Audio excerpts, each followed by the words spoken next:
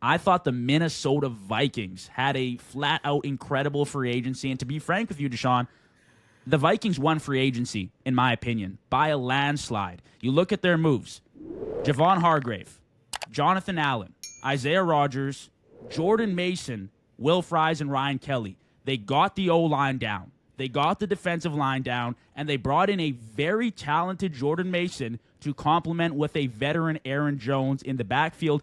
Everything this season for Minnesota is hinged on the success of J.J. McCarthy. Now, that's barring Aaron Rodgers or some other quarterback doesn't go there. But if we're betting on rookie quarterbacks, if we're betting on rookie quarterback success this year, going into year two, I love J.J. McCarthy. He was the starter last year before he got injured. Sam Darnold took over, obviously, after his season-ending injury. But I think if J.J. McCarthy even has a decent season, the Vikings are true contenders moving down the stretch.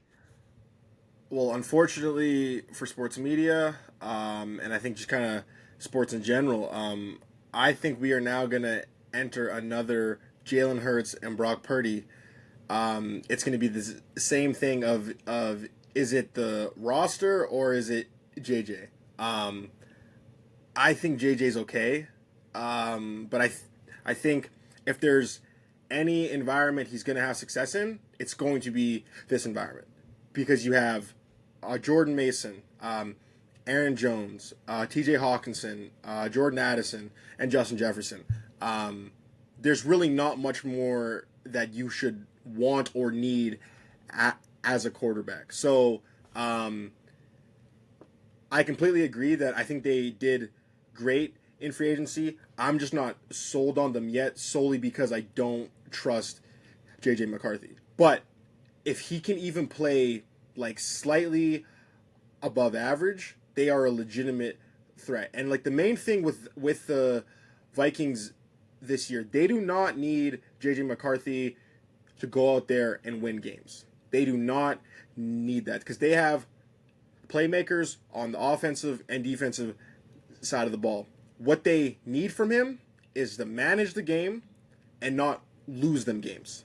If he can just limit his turnovers, make smart reads, I think the Vikings should be a threat this year. I just don't think he's going to do that, though.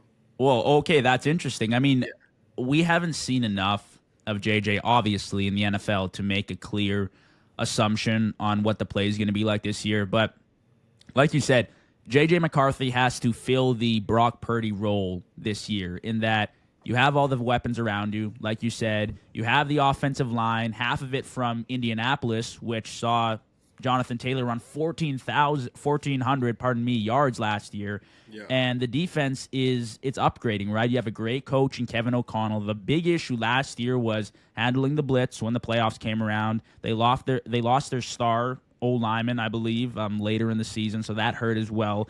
And Sam Darnold was a shell of himself in the last 2-3 games of the year. If J.J. McCarthy, like you said, can even rise to half the level Sam Darnold was at in the playoffs, I think the Vikings got a good shot. Now, it's going to be hinged on his success, like we said. And I'm not saying the Vikings, well, I'm not saying J.J. McCarthy is going to be, Patrick Mahomes this year, but I do think with the roster around him, it's going to be pretty difficult for him to post an underwhelming season. I think he'll have an average season at minimum, and at best, maybe we're looking at finishing top 10 in a few stats, but that really depends on how comfortable he can be in coming into that role. He was drafted, I think, 10th overall last year, but you have to remember it was a quarterback-heavy draft, right? Jaden, Bo Nix, Caleb Williams, like we've talked about, right? So a lot of those guys succeeded, and now it's kind of on JJ because I think everyone else, all the other rookies you can make a statement for last year having a pretty good showing at one point during the year. So